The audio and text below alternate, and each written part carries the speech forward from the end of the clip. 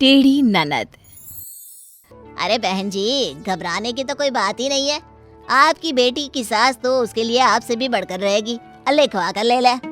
अरे कैसी बात कर रहे हैं पंडित जी, सदियों से आप ही तो हैं जिनको हमारा परिवार मानता है। आपकी बात तो हमारे परिवार के लिए पत्थर की लकीर है, फिर क्या लिखवाना। चलो ये चिंता तो दूर हुई कि बेटी का ससुराल कैसा होगा। अब तो आंख बंद करके पैसा लगा दूंगा रिन्नी के लिए। अरे रिन्नी बेटी के लिए तो रिश्ता मैं ही बता देता हूँ। वो क्या है कि परिवार में कौन है उन लोगों से तो मैं नहीं मिला, लेकिन माँ और बेटे को अच्छे से जानता हूँ। हीरा है लड़का, हीरा। और माँ तो जैसे गाय, बोलो तो बात चला दूँ। अरे नेकी और पूछ पूछ जरूर पंडित जी। फिर क्या, पंडित के कहने पर हो जाती है रिन्नी की शादी देवेश से। रिन्नी की सास तो ऐसी होती है मानो देवी। अरे नहीं नहीं बहू, तुम बस आराम करो, मैंने सारे काम के लिए नौकर रखे हैं। उल्टा तुम्हें किसी चीज की जरूरत हो तो बताओ। और बहू अपना ख्याल रखा करो। जी माँ जी, मैं आपके सर पर तेल लगा दूं? शाम को मंदिर भी जाना है, अब आप आराम कर लें। रिन्नी सास का पूरा ख्याल रखती। पति भी रिन्नी का लाखों में एक था। रिन्नी, मैंने कोई मोती दान किया होगा जो मुझे तुम्हारे जैसी बीवी मिली। भाग्यशाली हूं मैं। रिन्नी को तो लग रहा था कि वो कोई सपना देख रही है। मायके से माँ का जब फोन आता, अरे माँ अभी मत बुला, वो क्या है ना मंदिर में कीर्तन चल रहे हैं तो वहाँ जाना होता है ना माँ के साथ।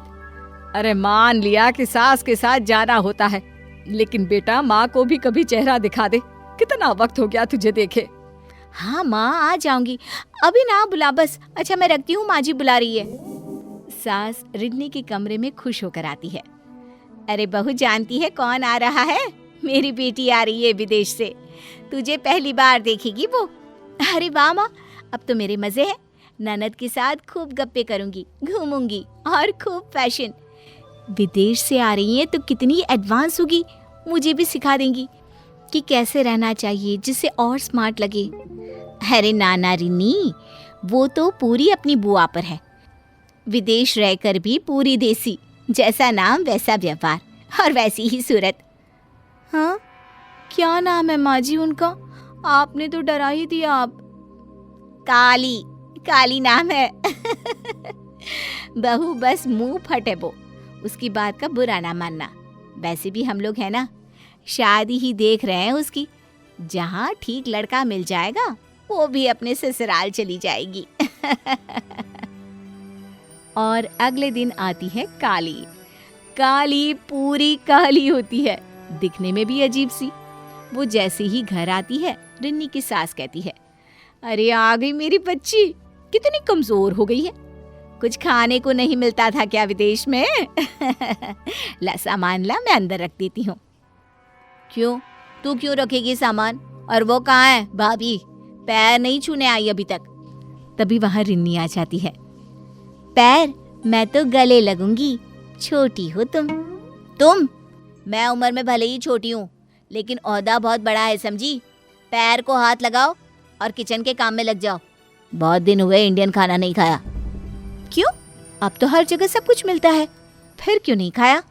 अरे नहीं खाया बोल दिया, ये बहुत है ना। अंदर जाओ और खाना लेकर आओ। माँ तेल लेकर मेरे सर की मालिश कर दो। और हाँ पापा को बोलो मैं एयरपोर्ट पर कुछ सामान छोड़कर आई हूँ, वो ले आए।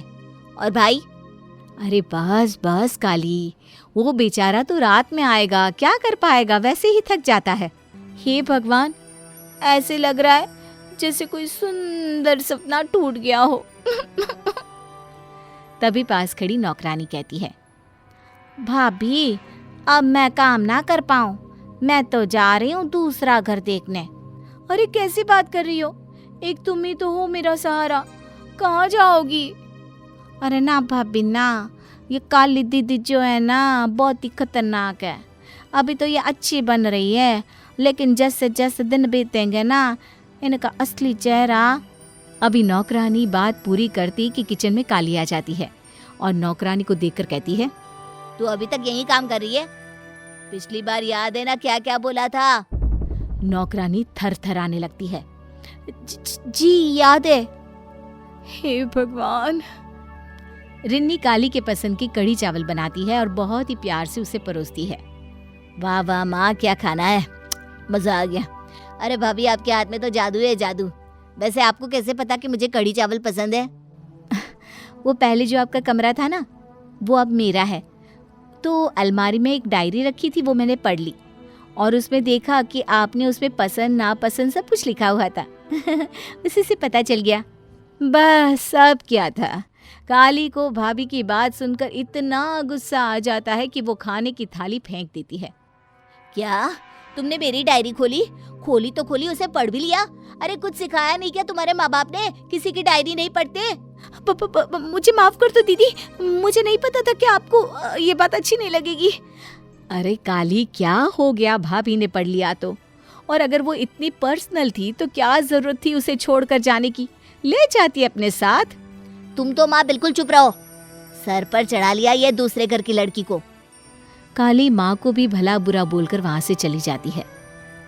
माफ कर दे बहू, ये ऐसी नहीं थी, पता नहीं क्यों इतनी चिड़चिड़ी हो गई है। कोई बात नहीं माँ जी, मैं संभाल लूंगी।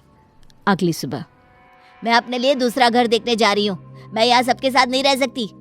अरे कैसी बात कर रही है काली, कहाँ जाएगी? तेरी शादी हो जाए तो सीधा ससुराल जाना। ज्यादा ना बोलो माँ, शादी करने का शौक है तो खुद की कर लो ना, मुझे नहीं करनी कोई शादी। और हाँ, मुझसे प्लीज कोई भी अब से बात नहीं करेगा।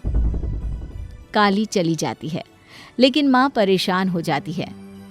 थोड़ी ही देर में घर की डोरबेल बजती है। एक सुंदर सा नौजवान लड़का आकर खड़ा होता है। ये कौन है रिन्नी? माँ जी, ये सौरभ है, काली का बॉयफ्रेंड। इन दोनों के बीच बहुत प्यार था, लेकिन फिर कुछ दोस्तों ने मिसअंडरस्टैंडिंग करके दोनों को अलग कर दिया। लेकिन मैंने जब सब सच सौरभ को बता दिया तो वो अब काली का रिश्ता मांगने आया है। अरे ये तो बहुत खुशी की बात है, वो देखो काली भी आ गई। सौरभ, तुम यहाँ कैसे? तुम्हें कैसे पता कि मैं अमेरिका से आ गई हूँ? देखो, मैं तुम्हें कुछ कहना चाहती थी। मुझे रिन्नी भाभी ने सब बता दिया है काली। तुम्हारा व्यवहार कितना अच्छा है मैं बता नहीं सकता। मैं शादी तो तुमसे ही करूंगा। थैंक्स भाभी, लेकिन आपको वो डायरी। हाँ, मैं जानती थी कि जिस लड़की का इतना प्यारा परिवार है वो गलत हो ही नहीं सकती। आपका व्यवहार सिर्फ किसी बात से दुखी होकर ही बदला होगा, इसका मुझे यकीन था। और आप देश से बाहर भी इसलिए गई थी ना? हाँ भाभी, मेरा मन ही नहीं लगता था सौरभ के बिना। जीती रहे बहू, टेढ़ी ननद को तूने सीधा कर दिया।